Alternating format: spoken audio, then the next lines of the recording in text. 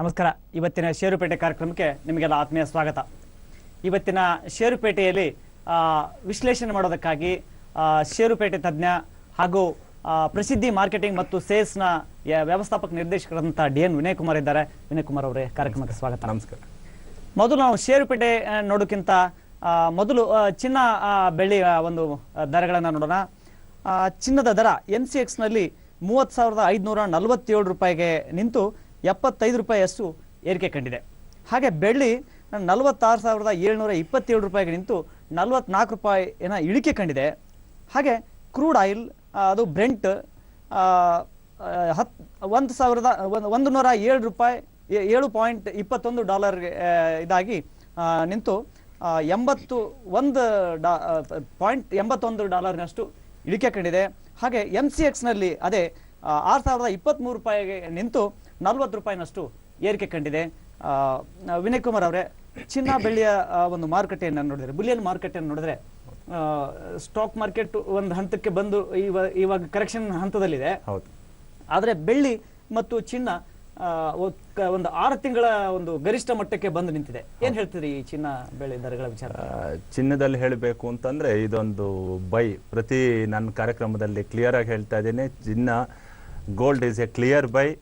ಮತ್ತೆ long time hold ಮಾಡಲಿಕ್ಕೆ ಇಷ್ಟಪಡುವಂತಹ investors, MCX ಅಲ್ಲಿ ಟ್ರೇಡ್ ಮಾಡುವಂತಹ ಇನ್ವೆಸ್ಟರ್ಸು ಈ current contract April contract expiry ಇದೆ. ನೆಕ್ಸ್ಟ್ ಕಾಂಟ್ರಾಕ್ಟಿಗೂ ಕರೆಂಟ್ ಕಾಂಟ್ರಾಕ್ಟಿಗೂ ಸರಿಸುಮಾರು ಒಂದು 700 ರೂಪಾಯಿ ಅಷ್ಟು ಡಿಫ್ರೆನ್ಸ್ ಇದೆ. ಕರೆಂಟ್ ಕಾಂಟ್ರಾಕ್ಟು 30,480 500 ಟ್ರೇಡ್ ಆಗ್ತಾ ಇದ್ರೆ, ಮುಂದಿನ ಕಾಂಟ್ರಾಕ್ಟು 29,800 850 ರೇಂಜ್ನಲ್ಲಿ ಟ್ರೇಡ್ ಆಗ್ತಾ ಇದೆ. ಲಾಂಗ್ ಟೈಮ್ ಹೋಲ್ಡ್ ಮಾಡ್ಲಿಕ್ಕೆ ಇಷ್ಟ ಇರುವಂತಹ ಇನ್ವೆಸ್ಟರ್ಸು ಈ ನೆಕ್ಸ್ಟ್ ಕಾಂಟ್ರಾಕ್ಟ್ ಅನ್ನ ಕೊಂಡ್ಕೊಂಡ್ರೆ ಈ ಒಂದು ಡಿಸ್ಕೌಂಟ್ ಅನ್ನ ಸಹ ಉಪಯೋಗಿಸ್ಕೋಬಹುದು ಅಂತ ನಾನು ಹೇಳ್ತೀನಿ. So gold is A clear by. ಸಣ್ಣ ಪುಟ್ಟ 100-200 ರೂಪಾಯಿ ಕರೆಕ್ಷನ್ಸ್ ಆಗ್ತಾನೆ ಇರುತ್ತೆ ಪ್ರತಿದಿನ. ಮತ್ತೆ ಅಲ್ಲಿ ನಾವು ಬಹಳ ಮುಖ್ಯವಾಗಿ ನೋಡ್ಬೇಕಾಗಿರೋದು ಅಂತಂದ್ರೆ ಕರೆನ್ಸಿ. ಈಗ ನಾವು ರುಪಿ ಸ್ಟ್ರಾಂಗ್ ಆಗ್ತಾ ಹೋಗ್ತಾ ಇರೋದನ್ನ ನೋಡ್ತಾ ಇದ್ದೀವಿ. ಬಹುಶಃ ಮುಂದಿನ ದಿನಗಳಲ್ಲಿ, ಮುಂದಿನ ವಾರಗಳಲ್ಲೂ ಸಹ ನಾವು ರುಪಿ ಹೆಚ್ಚಿನ ಒಂದು ಸ್ಟ್ರಾಂಗ್ ಆಗೋಂಥ ಸಾಧ್ಯತೆ ಕಾಣ್ತಾ ಇದೆ. ಹೀಗೆ ರುಪಿ ಸ್ಟ್ರಾಂಗ್ ಆಗ್ತಾ ಹೋದಾಗೆ ಪ್ರತಿ ಬಾರಿನೂ ಸಹ ಚಿನ್ನ ಮತ್ತು ಬೆಳ್ಳಿ ಬೆಲೆಗಳಲ್ಲಿ ವಿದೇಶಿ ಪೇಟೆಗಳಲ್ಲಿ ಏರಿಕೆ ಆಗ್ತಾ ಇದ್ರು ಸಹ ಭಾರತೀಯ ಪೇಟೆಯಲ್ಲಿ ಏರಿಕೆ ಆಗೋದು ಕಷ್ಟ ಅಂತ ಹೇಳ್ಬೋದು. ಆದರೂ ಸಹ ವಿದೇಶಿ ಪೇಟೆಗಳಲ್ಲೂ ನಾವು ಒಂದು ಒಳ್ಳೆ ತೇಜಿಯನ್ನು ಎಕ್ಸ್ಪೆಕ್ಟ್ ಮಾಡ್ತಾ ಇರೋದ್ರಿಂದ gold is A clear by ಅಂತ ಹೇಳ್ಬೋದು. ಅದೇ ಬೆಳ್ಳಿ ವಿಚಾರದಲ್ಲಿ ಹೇಳಬೇಕು ಅಂತಂದರೆ ಇದೇ ಒಂದು ರೇಂಜ್ನಲ್ಲೇ 47,800 46,600 ಈ ರೇಂಜ್ನಲ್ಲೇ ಟ್ರೇಡ್ ಆಗ್ತಾ ಇದೆ. ಬೆಳ್ಳಿ ಸಹ is A very clear by. ಆದರೆ ಪ್ರತಿಯೊಂದು ಡಿಪ್ನಲ್ಲಿ ಬೈ ಮಾಡೋದು ಬಹಳ ಸೂಕ್ತ ಅಂತ ಹೇಳಲಿಕ್ಕೆ ಇಷ್ಟಪಡ್ತೀನಿ. ಅಂತಂದರೆ 46,200 300 ಈ ರೀತಿಯಾದಂತಹ ಕರೆಕ್ಷನ್, ಅಂದರೆ ಈಗಿರೋ ಬೆಲೆಗಿಂತ ಒಂದು 500 ರೂಪಾಯಿ ಅಷ್ಟು ಕರೆಕ್ಷನ್ಸ್ ಬಂದಾಗ ಹಂತವಾಗಿ ಬೈಯಿಂಗನ್ನು ಶುರು ಮಾಡೋದು ಬಹಳ ಒಳ್ಳೆಯದು. ಮೀಡಿಯಂ ಟರ್ಮ್ ಟಾರ್ಗೆಟ್ ಬಹುಶಃ ಮುಂದಿನ ಕಾಂಟ್ರಾಕ್ಟಲ್ಲಿ ಕೊಂಡ್ಕೊಂಡು ಇಟ್ಕೊಂಡವ್ರಿಗಂತೂ 48,500 49 ಸಾವಿರ ಬ್ರೇಕ್ ಆಗಬೇಕು ಅಂತ ಹೇಳ್ತೀನಿ. ಬೆಳ್ಳಿಯ ದರ ಬೆಳ್ಳಿಯಲ್ಲಿ ಅಲ್ಲಿವರೆಗೆ ಅಲ್ಲಿವರೆಗೂ ಏರಿಕೆ ಆಗಬೇಕು ಅಂತ ಹೇಳ್ತೀನಿ. ಈಗ ಸದ್ಯಕ್ಕೆ ಚಿನ್ನದ ದರ ನೋಡಿ, ನೀವು 28,000 ಹೋದಂತದ್ದು ಈಗ ಹೆಚ್ಚು ಕಡಿಮೆ 2.5 ಏರಿಕೆ ಆಗಿದೆ. 6 ತಿಂಗಳ ಗರಿಷ್ಠ ಮಟ್ಟದಲ್ಲಿ ಈಗ ಚಿನ್ನ ಟ್ರೇಡ್ ಆಗ್ತಾ ಇದೆ. ಹೌದು, ಈ ಹಂತದಲ್ಲೂ ಕೂಡ ನೀವು ಆದ್ರೆ ನಾವು ಏನನ್ನ ಮರಿಬಾರ್ದು ಅಂತಂದ್ರೆ 32,000ದಿಂದ 28,000ಕ್ಕೆ ಕರೆಕ್ಷನ್ ಆಗಿದೆ ಅಂತ ನಾವು ನೋಡಿದ್ದೀವಿ. ಈ ಕರೆಕ್ಷನ್ ನಂತರ ಆಗ್ತಾ ಇರೋಂತಹ ಏರಿಕೆ ಇದು. ಸೊ ಮತ್ತೊಮ್ಮೆ ನಾನಂತೂ ಗೋಲ್ಡ್ ನಲ್ಲಿ ಬಹಳ ಪಾಸಿಟಿವ್ ಇದ್ದೀನಿ. ಅಂದ್ರೆ ಮತ್ತೊಮ್ಮೆ ಗೋಲ್ಡ್ 32,000 ರೂಪಾಯಿ ಬೆಲೆ ಟಚ್ ಆಗಬೇಕು ಅನ್ನೋಂಥದ್ದು, ಅಂದ್ರೆ MCX ಕಾಂಟ್ರಾಕ್ಟ್ ಅದನ್ನ ಕೇಳ್ಕೊಂಡು ಚರ್ಚೆ ಮುಂದುವರ್ಸೋಣ. ಹಲೋ, ಹೇಳಿ ಗುರುರಾಜ್. ನಮ್ದು ITC ಶೇರ್ಸ್ ಇತ್ತು, 40 ಶೇರ್ಸ್ ತಗೊಂಡಿದೀನಿ 380 ರೂಪಾಯಿಗೆ. ಅದು ಎಲ್ಲಿವರೆಗೆ ವೇಟ್ ಮಾಡೋದು ಅಥವಾ ಹೋಲ್ಡ್ ಮಾಡೋದಾ ಅಥವಾ ಹೇಗೆ ಅಂತ ಒಂದು ಕ್ವಶನ್ ಕೇಳಬೇಕಾಗಿತ್ತು. ITC ಶೇರ್ಸ್ ನೋಡಿ ಈಗ ಬ್ರೇಕ್ಔಟ್ ಆಗಿದೆ. ಮಾರ್ಕೆಟ್ ಸಹ ಬಹಳ ಚೆನ್ನಾಗಿರೋ ಕಾರಣವಾಗಿ 380 ರೂಪಾಯಿ ಅಂದ್ರೆ ನೀವು ಬಹಳ ಹೈ ರೇಟಲ್ಲಿ ತಗೊಂಡಿದ್ದೀರಾ. ಆದ್ರೂ ಸಹ ನೀವು ವೆಯ್ಟ್ ಮಾಡಿದ್ರೆ ITCಯಲ್ಲಿ ಅಟ್ಲೀಸ್ಟ್ ನಿಮ್ಮ ಬೆಲೆಗಳಿಗೆ ಹತ್ರ ಒಂದು ಬರಬೇಕು ಅನ್ನೋಂಥ ಆಶಾಭಾವನೆ ಇದೆ. ಈಗಾಗಲೇ 340-43 ರೇಂಜ್ನಲ್ಲಿ ಟ್ರೇಡ್ ಆಗ್ತಾ ಇದೆ. ಈ ರೀತಿಯಾಗಿ ನೋಡಿ 380-385 ಹೈ ಲೆವೆಲಲ್ಲಿ ಕೊಂಡ್ಕೊಂಡಾಗ ಈ 310-315 ಕಳೆದ ಒಂದು 2-3 ವಾರಗಳ ಹಿಂದೆ ಇಷ್ಟೊಂದು ಕಮ್ಮಿ ರೇಂಜ್ನಲ್ಲಿ ಟ್ರೇಡ್ ಆಗ್ತಾ ಇತ್ತು. ಅವಾಗ ಈ ITC ಅಂತ ಶೇರ್ಸನ್ನು ಆವ್ರೇಜ್ ಮಾಡಿಟ್ಕೊಂಡ್ರೆ ಭಾಳ ಚೆನ್ನಾಗಿರ್ತಾ ಇತ್ತು ಅಂತ ಸಹ ಹೇಳ್ಬೋದು. ಆದರೂ ಸಹ ಈ ಹಂತದಲ್ಲಿ ಮಾರಾಟ ಮಾಡೋದು ಬೇಡ, ಖಂಡಿತ ಹೋಲ್ಡ್ ಮಾಡಿ. ನೆಕ್ಸ್ಟ್ ಟಾರ್ಗೆಟ್ 365 ನಾವು ಇಟ್ಕೊಂಡಿದ್ದೀವಿ, ಸ್ವಲ್ಪ ಹೋಲ್ಡ್ ಮಾಡಿ ಅಂತ ಹೇಳಲಿಕ್ಕೆ ಇಷ್ಟಪಡ್ತೀನಿ. ITC ಇನ್ನೂ ಖಂಡಿತವಾಗಿ ಅವಕಾಶಗಳಿದೆ ಅಂತ ಅವಕಾಶ ಇದೆ. ಈ ಹಂತದಲ್ಲಿ ಮಾರಾಟ ಮಾಡೋದಂತೂ ಬೇಡ. ಬಹುಶಃ ಸ್ವಲ್ಪ ಮಾರ್ಕೆಟ್ ಕೂಡ ಮೇಲ್ ಬರುವಂತ ಈಗ ಚುನಾವಣೆ ಸಂದರ್ಭಕ್ಕಾಗಿ ಖಂಡಿತವಾಗೂ. ಆಮೇಲೆ ಈಗ ಏನಾದ್ರೂ ಸ್ವಲ್ಪ ಕರೆಕ್ಷನ್ಸ್ ಸ್ಟಾರ್ಟ್ ಆಗಿದೆ ಮಾರ್ಕೆಟ್ ಅಲ್ಲಿ. ಬಹುಶಃ ಇವತ್ತು ನಾಳೆ ಕರೆಕ್ಷನ್ಸ್ ಆಗಬಹುದು. ಈ ಕರೆಕ್ಷನ್ ಅಲ್ಲಿ 10-15 ರೂಪಾಯಿ ಕಮ್ಮಿಗೆ ಏನಾದ್ರು ITC ಶೇರ್ಗಳು ಸಿಕ್ಕರೆ ಇವ್ರ ಆವರೇಜ್ ಅನ್ನ ಸಹ ಮಾಡ್ಕೊಂಡು ಅದನ್ನ ಹೋಲ್ಡ್ ಮಾಡಬಹುದು ಅಂತ ಹೇಳ್ಬೋದು. ಓಕೆ, ನಾವು ಚಿನ್ನ ದರದ ಬಗ್ಗೆ ಮಾತಾಡ್ತಾ ಇದ್ವಿ. ಇನ್ನೂ ಕೂಡ ನೀವು ಬೈಕ್ ಖಂಡಿತ ಚಿನ್ನ ಅಂತೂ ಇಟ್ ಈಸ್ ಕ್ಲಿಯರ್ಲಿ ಬುಲ್ಲಿಶ್ ಅಂತ ಹೇಳ್ಬೋದು. ಆದ್ರಿಂದ ಚಿನ್ನದಲ್ಲಿ ಯಾವುದೇ ರೀತಿಯಾದಂತಹ ಕರೆಕ್ಷನ್ಸ್, ಯಾವುದೇ ರೀತಿಯಾದಂತಹ ಡಿಪ್ ಬರ್ಬೋದು, ಕರೆನ್ಸಿ ಕಾರಣ ಇರ್ಬೋದು, ಅಥವಾ ಬೇಕಾದಷ್ಟು US ಡಾಟಾಗಳು ಪ್ರತಿದಿನ ಬರ್ತಾ ಇರುತ್ತೆ. ಅದರಿಂದ ವಾಲಟಿಲಿಟಿ ಖಂಡಿತವಾಗೂ ಇದ್ದೇ ಇರುತ್ತೆ. 200-300 ರೂಪಾಯಿ ಫಾಲ್ ಚಿನ್ನದಲ್ಲಿ ಇವಾಗ ಸಾಮಾನ್ಯ ಅಂತ ಸಹ ಹೇಳ್ಬೋದು. ಈ ರೀತಿಯಾದಂತಹ ಫಾಲನ್ನು ಉಪಯೋಗಿಸ್ಕೊಂಡು ಬೈ ಮಾಡೋದು ಬಹಳ ಸೂಕ್ತ ಅಂತ ಹೇಳ್ತೀನಿ. ಕೇಂದ್ರ ಸರ್ಕಾರ ಚಿನ್ನದ ಖರೀದಿ ಮೇಲೆ ಸಾಕಷ್ಟು ನಿರ್ಬಂಧಗಳನ್ನ ಹಾಕ್ತು. ಅಂದ್ರೆ ನಮ್ಮ ರೂಪಾಯಿ ಮೌಲ್ಯವನ್ನ ವೃದ್ಧಿ ಮಾಡೋಕ್ಕೋಸ್ಕರ ಚಿನ್ನದ ಒಂದು ಕರೆಂಟ್ ಅಕೌಂಟ್ ಡಿಫಿಸಿಟ್ ನ ಒಂದು ನ್ಯಾರೋ ಮಾಡ್ಲಿಕ್ಕೆ ಕಾರಣವಾಗಿ ಹಾಕಿದ್ರು. ಈಗ ಮತ್ತೆ ಇನ್ನು 2 ತಿಂಗಳಲ್ಲಿ ಎಲೆಕ್ಷನ್ಸ್ ಇದೆ. ಸೊ ಆ ಕಾರಣವಾಗಿ ಸ್ವಲ್ಪ ಮಟ್ಟಿಗೆ ಅದನ್ನ ರಿಲ್ಯಾಕ್ಸ್ ಮಾಡುವಂತಹ ಒಂದು ಸುದ್ದಿ ಸಹ ಪೇಟೆಯಲ್ಲಿ ಈಗಾಗಲೇ ಇದೆ. ಬಹುಶಃ ಯಾವುದೇ ದಿನ ಎಕ್ಸೈಸ್ ಡ್ಯೂಟಿಯಲ್ಲಿ ಸ್ವಲ್ಪ ಮಟ್ಟಿಗೆ ರಿಲ್ಯಾಕ್ಸೇಷನ್ ಆಗುವಂಥ ಸುದ್ದಿ ಸಹ ಇದ್ದೇ ಇದೆ. ಎಲ್ಲದಕ್ಕಿಂತ ಹೆಚ್ಚಾಗಿ ಇಂಟರ್ನ್ಯಾಷನಲ್ ಬೆಲೆಗಳಲ್ಲಿ ಚಿನ್ನಕ್ಕೆ ಬಹಳ ಡಿಮ್ಯಾಂಡ್ ಅನ್ನ ನಾವು ನೋಡ್ತಾ ಇದ್ದೀವಿ. ಸಮಯ ವೀಕ್ಷಕರೇ, ಒಂದು ವಿರಾಮದ ನಂತರ ಮತ್ತೆ ಭೇಟಿಯಾಗೋಣ. ವಿರಾಮ ಯಾವಾಗ? Make your own path.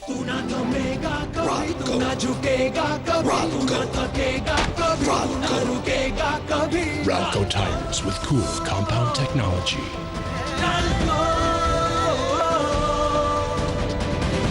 Ralco tires, the world is yours.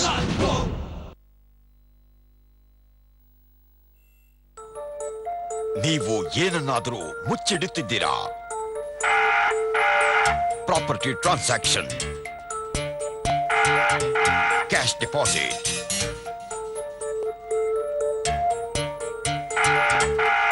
big purchases,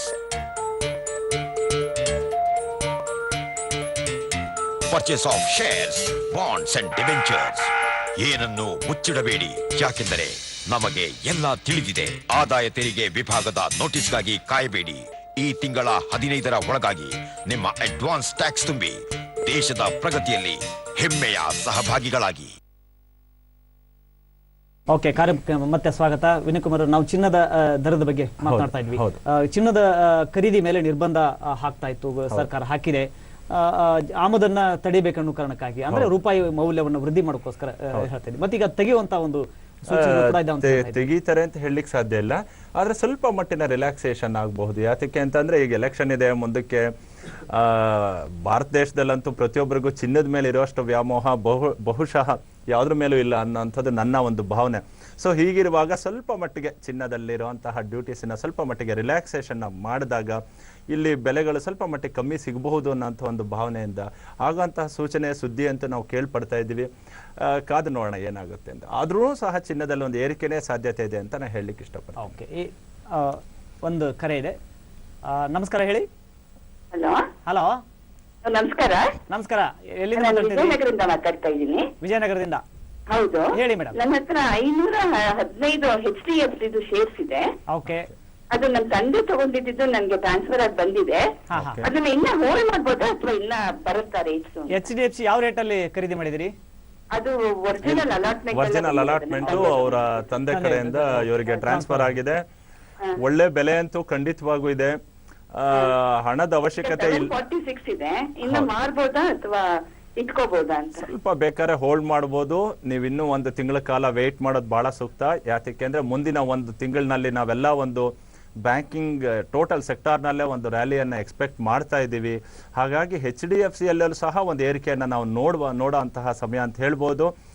ಬಹುಶಃ ನೀವು ಇನ್ನೊಂದು ತಿಂಗಳು ವೇಟ್ ಮಾಡಿ, ಮುಂದಿನ ತಿಂಗಳು ಈ ಸಮಯದಷ್ಟೊತ್ತಿಗೆ ಸ್ವಲ್ಪ ಮಟ್ಟಿಗೆ ನಿಮ್ಮ ಹತ್ರ ಇರೋದ್ರಲ್ಲಿ ಒಂದು 50% ಅಷ್ಟು ಶೇರ್ಸ್ ಅಲ್ಲಿ ಪ್ರಾಫಿಟ್ ಅನ್ನ ಬುಕ್ ಮಾಡ್ಕೊಳ್ಳಿ, ಸೇಲ್ ಮಾಡಿ. ಮಿಕ್ಕಿದಂತೂ ನಿಮಗೆ ರಿಸ್ಕ್ ಫ್ರೀ ಆಗಿರುತ್ತೆ.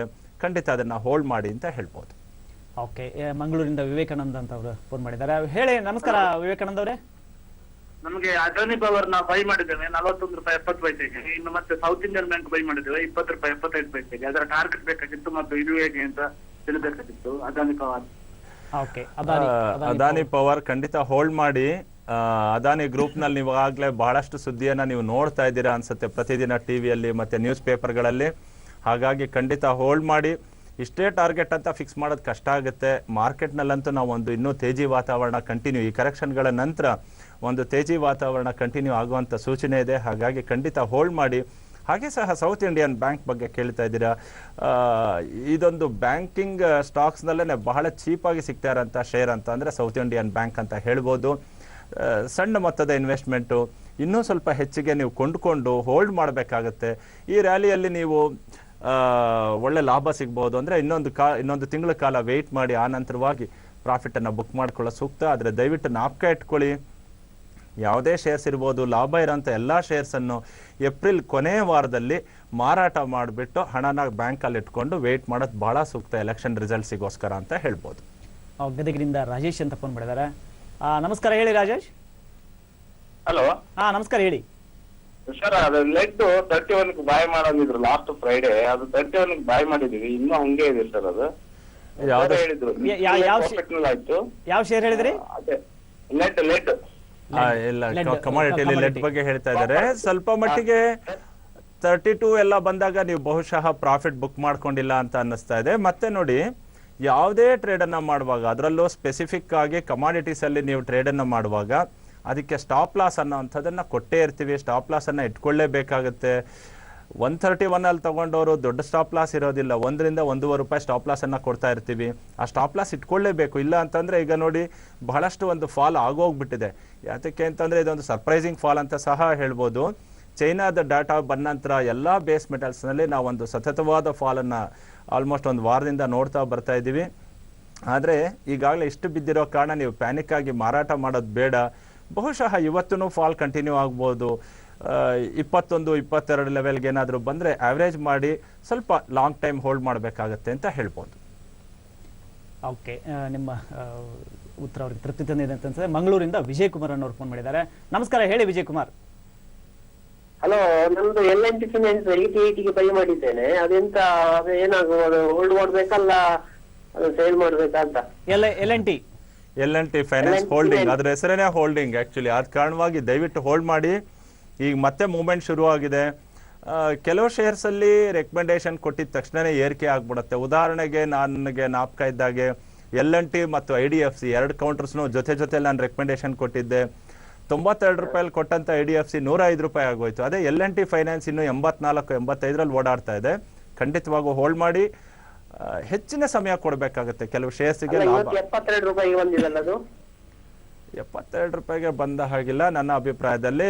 ಮತ್ತೊಮ್ಮೆ ಬೆಲೆ ನೋಡಿ ಬೇಕಾದ್ರೆ ನಾ ಕನ್ಫರ್ಮ್ ಮಾಡ್ತೀನಿ. ಆದರೂ ಸಹ ತಾವು ಇದನ್ನ ಮಾರಾಟ ಮಾಡುವಂಥ ಅವಶ್ಯಕತೆ ಖಂಡಿತವಾಗೂ ಇಲ್ಲ. ಹೋಲ್ಡ್ ಮಾಡಿ ಅಂತ ಹೇಳಲಿಕ್ಕೆ ಇಷ್ಟಪಡ್ತೀನಿ. ಓಕೆ, ಹೊಸಪೇಟೆಯಿಂದ ಸೂರಪ್ಪ ಅಂತ ಫೋನ್ ಮಾಡಿದ್ದಾರೆ. ನಮಸ್ಕಾರ, ಹೇಳಿ ಸೂರಪ್ಪ. ಹಲೋ, ನಿಮ್ಮ ಟಿವಿ ಸೌಂಡ್ ಅನ್ನು ಕಡಿಮೆ ಮಾಡಿ ಸೂರಪ್ಪ ಅವರು. ಮಾತನಾಡಿ, ಕೇಳಿ ನಿಮ್ ಪ್ರಶ್ನೆ ಕೇಳಿ. ಇವಾಗ ಕೇಳಿ, ನಿಮ್ ಪ್ರಶ್ನೆ ಕೇಳಿ. ಸರ್ ನಮಸ್ಕಾರ. ಸರ್ ನಮಸ್ಕಾರ, ಹೇಳಿ.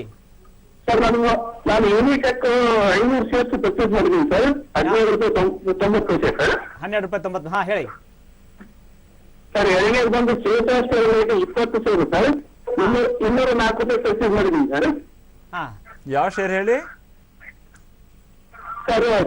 Sir Sesa Sterlite SSLT. Okay, ಹೇಳಿ. 20 ಶೇರು ಸರ್. 204 ರೂಪಾಯಿ ಪರ್ಚೇಸ್ ಮಾಡಿ ಸರ್. ಮುಂದೆ నేను ಕಾಯ್ದಿರಿಸುವ ಅಥವಾ ಮಾಹಿತಿ ಸರ್ ನಿಮಗೆ? ಓಕೆ, ನೋಡಿ, ಮೊದಲು ಹಿಂದಿನ ಪ್ರಶ್ನೆಗೆ ಕರೆ ಮಾಡಿದವ್ರಿಗೆ ನಾನು ಈಗ ರೇಟ್ಸ್ ನೋಡ್ತಾ ಇದ್ದೀನಿ. ಇವತ್ತು L&T ಫೈನಾನ್ಸ್ ಹೋಲ್ಡಿಂಗ್ಸು 4.25% ಅಷ್ಟು ಡೌನ್ ಇವತ್ತಿನ ದಿನ ಡೌನ್ ಆಗಿದೆ.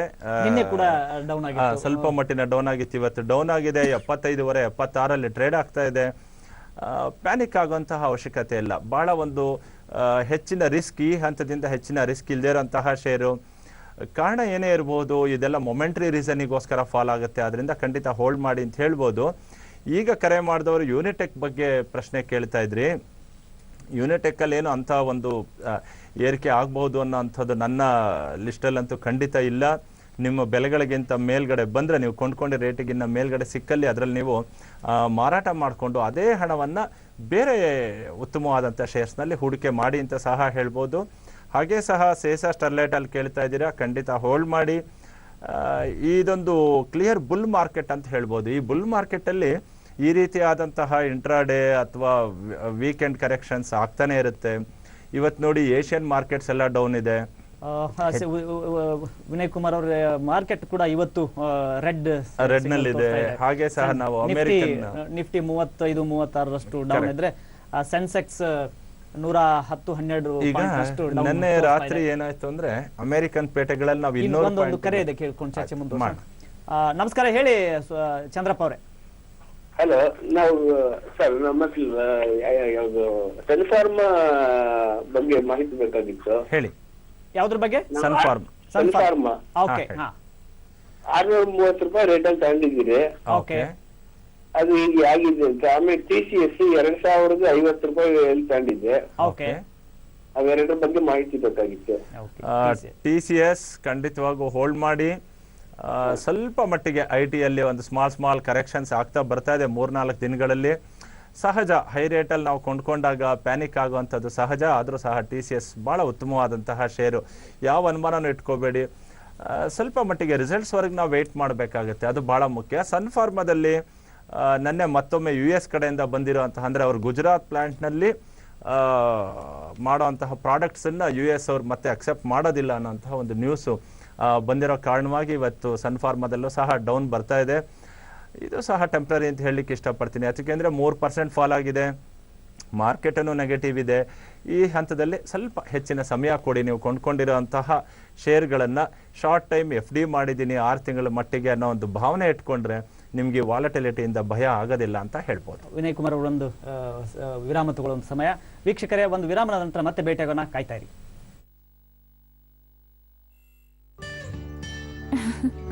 ಇವಳ ಕಾಲು ಎಷ್ಟು ಅಂದವಾಗಿದೆ. ನನ್ನ ಕಾಲಲ್ಲಿ ಈ ಬಿರುಕು ನಿಮ್ಮಿಂದಾನು ಸಾಧ್ಯ. ಸೈಬಾಲ್ ಇದ್ರೆ 75 ವರ್ಷಗಳಿಂದ ನಿಮ್ಮ ಆರೋಗ್ಯದ ಶ್ರೇಯೋಭಿಲಾಷಿ ಸೈಬಾಲ್.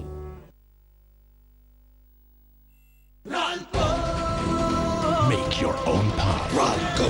Ralco tires with cool compound technology. Ralco, the world is yours.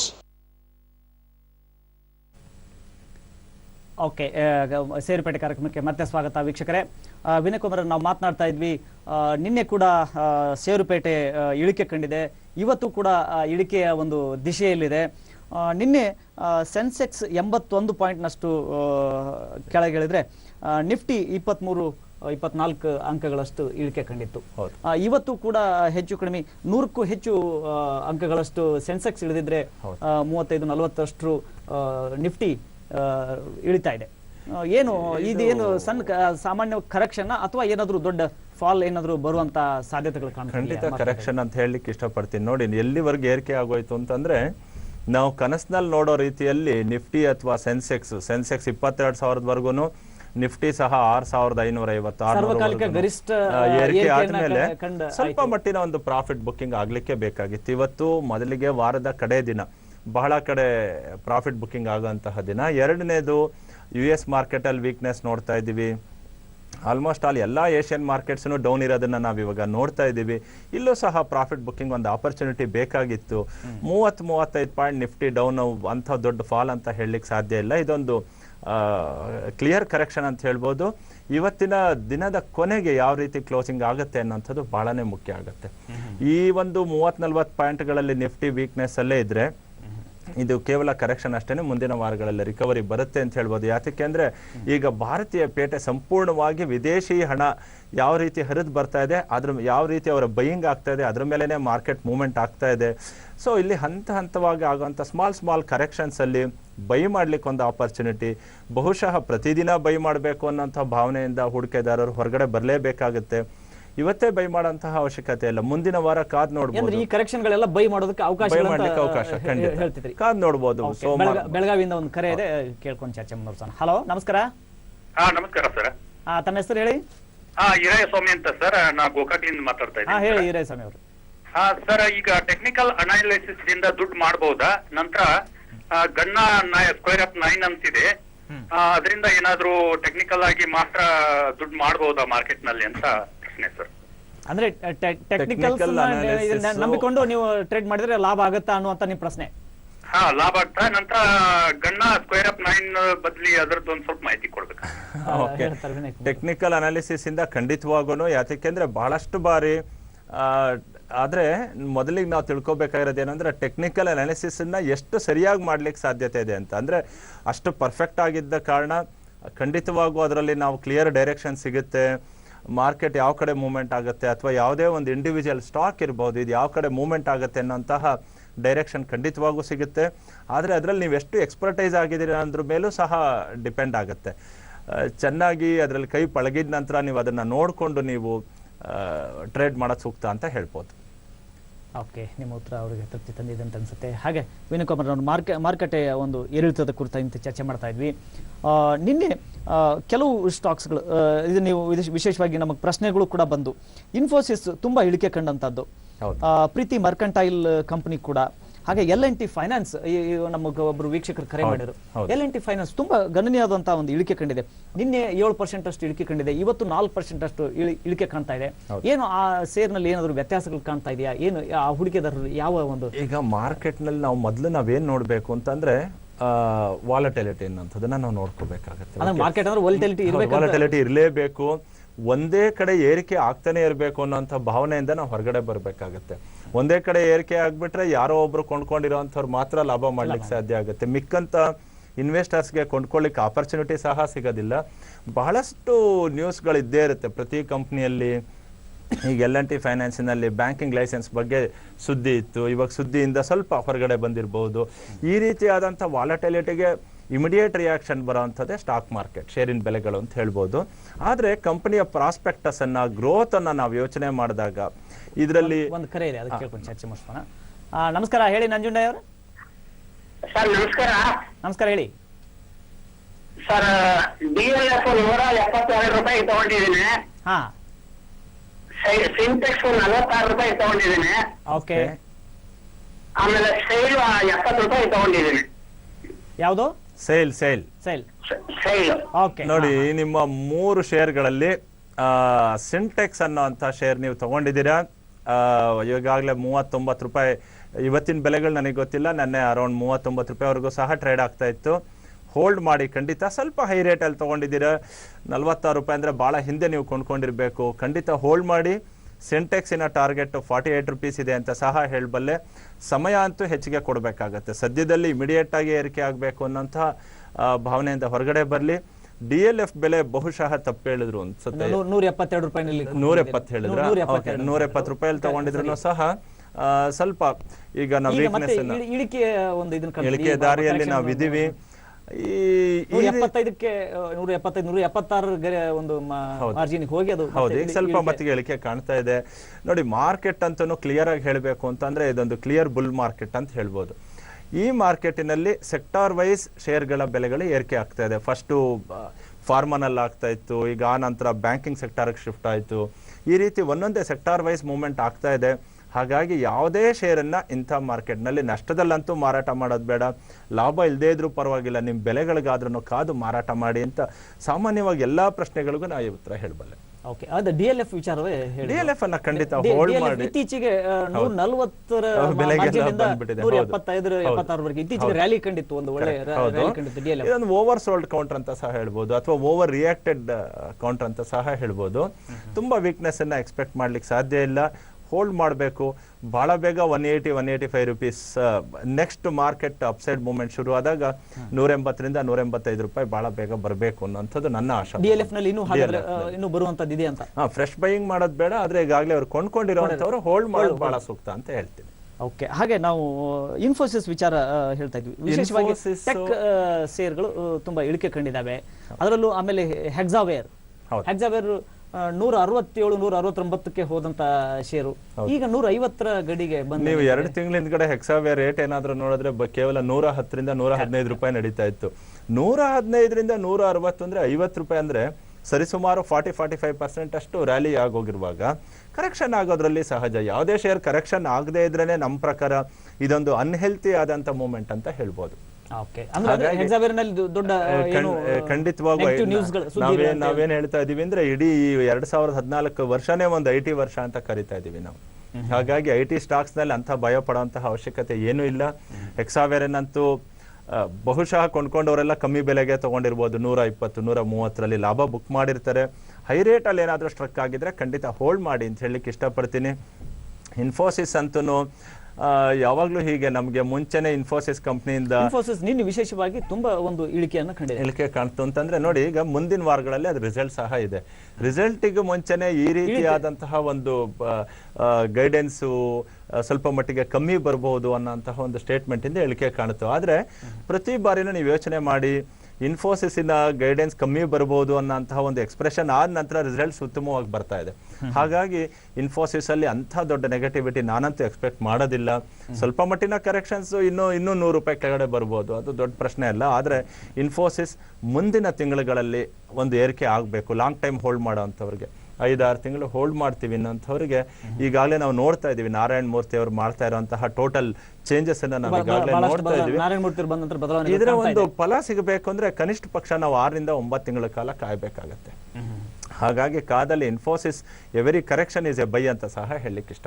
Infosys ಹಾಗಾದ್ರೆ ಯಾವುದೇ ರಿಸ್ಕ್ ಅಂತೂ ಇಲ್ಲ, ಅಥವಾ ಬೈ ಮಾಡ್ಕೊಂಡಿರುವಂತವ್ರು ಹೋಲ್ಡ್ ಮಾಡ್ಲಿಕ್ಕೂ ಸಹ ಏನು ತಪ್ಪಿಲ್ಲ ಅಂತಾನು ಹೇಳ್ಬೋದು.